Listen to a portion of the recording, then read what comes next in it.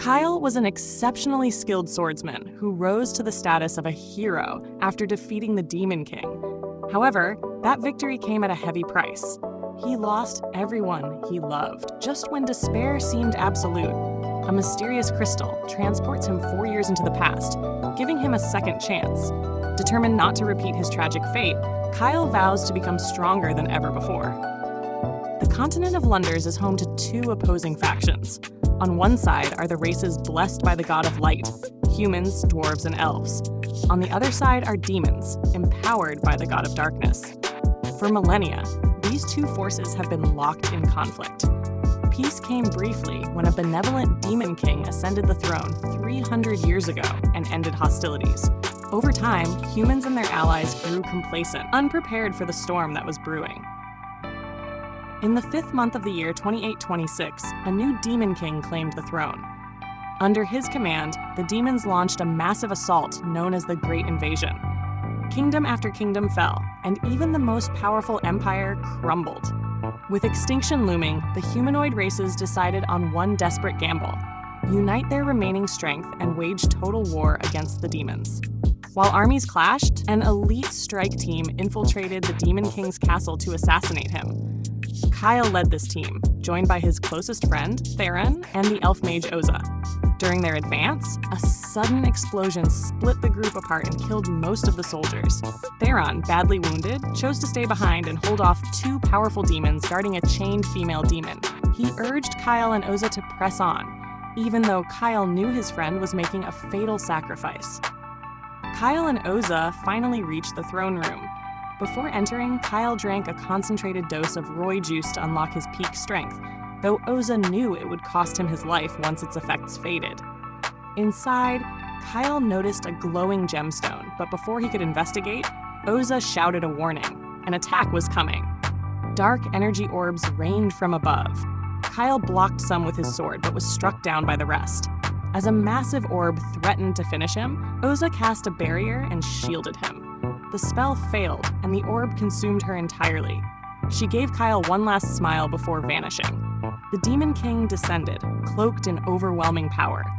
Fueled by rage, Kyle attacked, slicing through waves of dark magic, but his strikes were useless against the King's mana shield. Forced to retreat behind a pillar, Kyle barely escaped the next attack, which dissolved his cover entirely. Badly injured, he asked the AI in his sword, a magical assistant, about the earlier spell.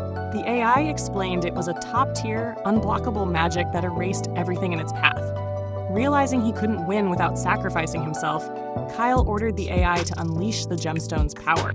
A radiant aura enveloped him, nullifying the Demon King's attacks. In a final desperate charge, Kyle shattered the Demon King's blade and drove his sword into his chest. The king retaliated with a fatal blow, but Kyle pushed through until both his sword and the magic stone broke apart. That was enough. The Demon King fell, disintegrating into black feathers. Kyle pushed forward relentlessly until both his magic stone and sword shattered into pieces. That final effort was enough to annihilate the Demon King, whose body exploded into a flurry of black feathers. Believing the battle was finally over, Kyle felt ready to die in peace. Memories of everything he wanted to protect, his family, friends, and the girl he loved, flooded his mind. All of it was gone. He collapsed to the ground in exhaustion. Then, a single dark feather drifted down beside him and disappeared. At that moment, the gemstone began to glow. Alarmed, Kyle realized that if the crystal's power spiraled out of control, it could lead to catastrophic consequences. Summoning the last of his strength, he staggered toward the crystal, grabbed it, and suddenly a glowing magic circle appeared around him. When Kyle opened his eyes again, he was in his bedroom, and his hometown was completely intact. Tears welled up in his eyes as he assumed this must be a dream before the afterlife. But then his childhood friend Lee entered the room to wake him up. Seeing him crying, she expressed concern, but Kyle couldn't hold back his emotions. Overcome with relief, he hugged her tightly, so tightly that Lee's face flushed red with embarrassment. Kyle, unsure if she was real, let his hands wander too far. Losing his balance, he toppled over, landing on top of her on the bed. Humiliated and flustered, Lee shoved him away and delivered a rib-crushing punch that knocked the breath out of him. As Kyle gasped for air, she shouted, "At least buy me dinner first," before storming out of the room. It was then that Kyle realized he could feel pain, proof that this wasn't a dream. He also noticed the red crystal from the Demon King's castle was still with him. Looking at his youthful body, unscarred and uninjured, Kyle began to suspect the impossible.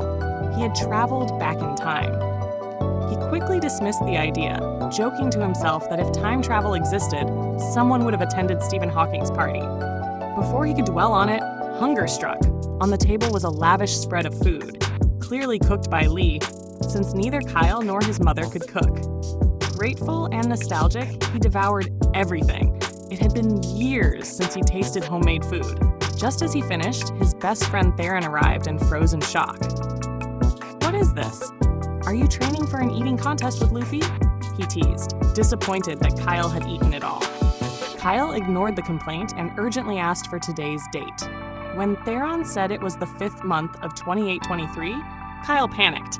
That was 3 years before the Great Invasion. He had really gone back in time. Theron reminded him it was his birthday and forgave him for the food, deciding to beg Lee for more. Meanwhile, Kyle needed answers. He headed to the storeroom next to his house and descended into the basement, which his mother had converted into a vast library. Seeing her again almost broke him. Memories of her death resurfaced, but her voice snapped him out of it. Fighting to stay calm, Kyle asked her a question about magic. As one of the few archmages in the kingdom, his mother knew more about magic than almost anyone. She brightened at his interest. Then Kyle got straight to the point. Were there any spells that could turn back time?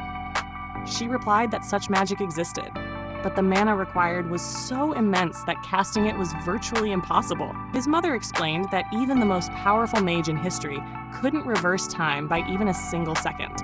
Kyle then asked if it might be possible by using a magical artifact to store mana. She admitted it was an interesting theory, but said that gathering such an immense amount of mana would take over 1,000 years. Kyle pressed further, asking, what if someone used the forbidden technique to convert life force into magical energy? His mother considered it for a moment and replied that it would still be inefficient.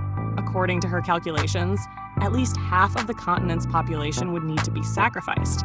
And even then, there was no known artifact capable of storing such overwhelming energy. However, there was one exception. She pulled out an ancient book and spoke of the heart of the divine dragon, a legendary core once used by the ancient kingdom of Zarlus to fuel its rise. That immense power eventually depleted, and the kingdom collapsed because it had grown dependent on the artifact. She explained that the dragon's heart had the capacity to store enough magic to enable time travel, but it vanished 1,000 years ago when Zarlus fell. Most believed it was lost forever, though she suspected the demons might have discovered it. Kyle knew she was right, but couldn't admit it. Later, Kyle retreated to his favorite lookout spot overlooking the town, lost in thought about why the Demon King had been hoarding mana to return to the past. Suddenly, Lee showed up, still irritated about what happened earlier. Kyle dropped to his knees and apologized, explaining that his strange behavior was because of a disturbing dream. When Lee realized the dream involved her dying, her anger softened. She forgave him and wished him a happy birthday. Her words jolted Kyle's memory, how the demon army had burned this very town to ashes during the invasion, killing everyone, including Lee. That loss had fueled his desire for revenge. But this time, he vowed not to let history repeat itself. He swore to protect Lee and everyone he loved, even if it meant changing the fate of the entire world. That night, he wrote down every major event he remembered from the future to prepare himself. But he knew it wouldn't be enough. Determined to grow stronger, Kyle ventured into the forest to gauge his current abilities. Closing